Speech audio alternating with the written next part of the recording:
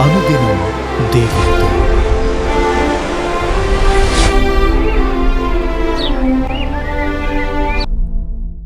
Praise the lord.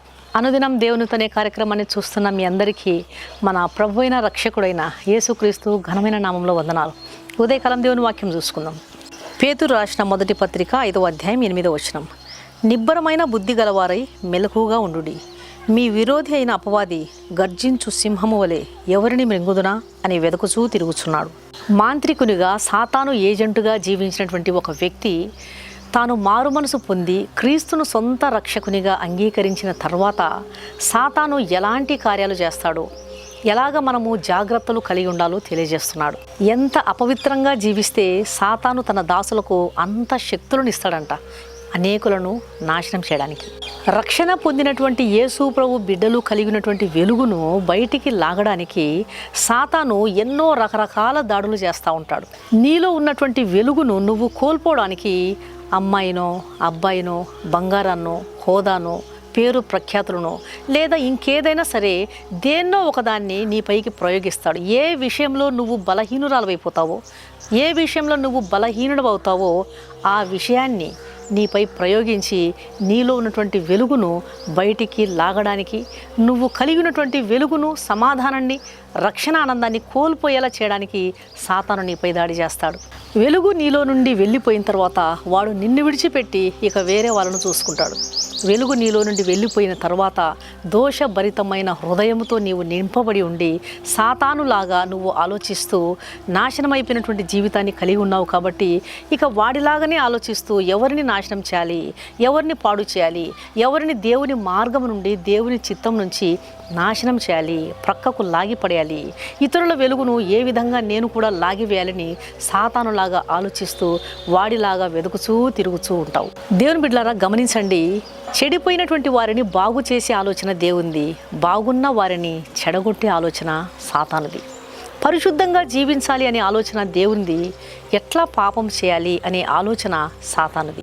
మన ప్రతి ప్రయాణంలో మనల్ని కాపాడడానికి దేవుడు తన దూతలను పంపి మనల్ని కాపాడుతూ ఉంటాడు. అదే సాతానైతే మనకు ఎట్లా అపాయం కలుగజేయాలా, ఎట్లా నాశనం కలుగజేయాలని చెప్పి వాడు తన దూతలను పంపుతూ ఉంటాడు.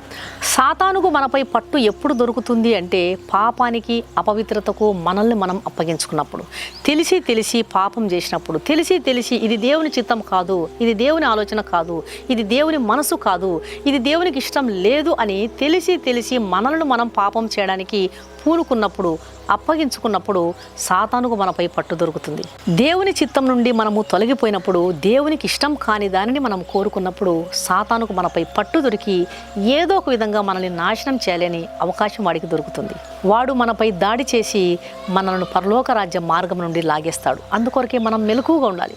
అందుకే పేతురు గారు అంటున్నారు, నిబ్బరమైన బుద్ధి గలవారై మెలకుగా ఉండుడి. మీ విరోధైన అపవాది గర్జించు సింహవలే ఎవరిని మృంగుదునా, ఎవరిని పడద్రోయుదునా అని వాడు వెదకుచూ తిరుగుతున్నాడు. ఏ జంతువు ద్వారా మనం ఏ దాడి చేస్తాడో తెలియదు.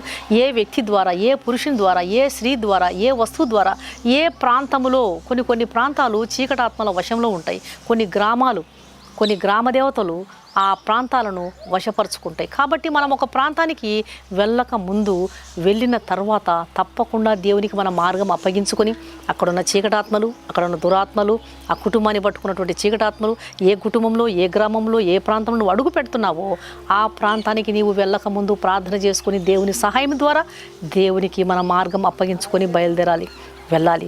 దేవుని బిడ్డలారా గమనించండి, ఈ యొక్క అంత్య దినాల్లో మనం ఉన్నాం కాబట్టి ఎన్నో విధములైనటువంటి చీకటాత్మలు దేవుని మార్గం నుండి, పరలోక రాజ్య మార్గం నుండి తప్పించడానికి అవి ప్రయత్నం చేస్తూ ఉంటాయి. కాబట్టి పేతురు గారు అంటున్నారు, నిబ్బరమైన బుద్ధి గలవారే మెలకుగా ఉండుడి. మెలకు అవసరం, జాగ్రత్త అవసరం, దేవుని సన్నిధిలో ప్రార్థన అవసరం. రక్షించబడిన తర్వాత, మారు మనసు పొందిన తర్వాత దేవుడిచ్చినటువంటి వెలుగును మనం అంతకంతకు డెవలప్ చేసుకోలే కానీ అజ్ఞానంతో, అజాగ్రత్తతో, బుద్ధిహీనతతో, మెలకు లేని స్థితితో మనము కలిగినటువంటి వెలుగును పోగొట్టుకోకూడదు. ఏదో ఒక విధంగా దాడి చేసి సాతానుడు నీవు కలిగినటువంటి వెలుగును, నువ్వు పొందుకున్నటువంటి వెలుగును బయటికి లాగడానికి, ఆ వెలుగును, ఆ సమాధానాన్ని, ఆ సంతోషాన్ని నీవు కోల్పోయేలా చేయడానికి నీ మీద దాడి చేస్తాడు. అందుకొరకే మనం ఈ నిబ్బరమైన బుద్ధి కలిగి మెలకుగా ఉండుటకు ప్రభు మనకు కృప చూపునుగాక. కళ్ళు మూసుకోండి, ప్రార్థన చేస్తాం. పరిశుద్ధుడైన మా ప్రియ పరలోకపు తండ్రి, ఉదయకాలం మీరు ఇచ్చిన చక్కని వర్తమానాన్ని బట్టి స్తోత్రము నాయన. మీరు ఇస్తున్న హెచ్చరికలను బట్టి నీకు వందనాలు తండ్రి. దయగల దేవ, కృపగల రక్షక, అపవాది నుండి వాడి ఆలోచనల నుండి తప్పించుకోవడానికి మాకు మెలకువ అవసరం, జాగ్రత్త అవసరం. అన్నిటికంటే ముఖ్యంగా మీ కృప మాకు ఎంతో అవసరం నాయన. మీరే కనుక మాకు ఆలోచనలు ఇవ్వకపోతే మేము జయించలేము తండ్రి. నీకు ఉపదేశం చేసేదను, నీవు నడవలసిన మార్గము నీకు బోధించదను, నీ మీద దృష్టి ఉంచి నీకు ఆలోచన చెప్పేదను అని వాగ్దానం ఇచ్చావు దేవా. నీకు స్తోత్రము నాయన. మీ ఆలోచనలే మాకు దయచేయండి. అజ్ఞానంతో, అజాగ్రత్తతో మీరు మాకు ఇచ్చిన వెలుగును పోగొట్టుకోకుండా కాపాడండి. వెలుగు పోగొట్టుకున్న వ్యక్తి దోషభరిత హృదయముతో సాతానులాగా మారిపోయి వాడిలాగా ఆలోచిస్తూ అనేకులను నాశనం చేయడానికి వెదకుచూ తిరుగుతూ ఉంటారని హెచ్చరిస్తున్నారు దేవా.